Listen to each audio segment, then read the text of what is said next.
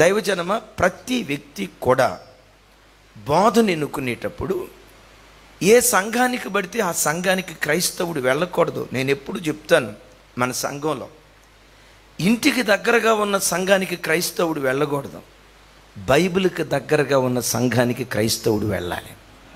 ఏం చెప్పాను? ఆమేనని చెప్పానా? చెప్పండి, ఏం చెప్పాను? ఇంటికి దగ్గరగా ఉన్న సంఘానికి కాదు.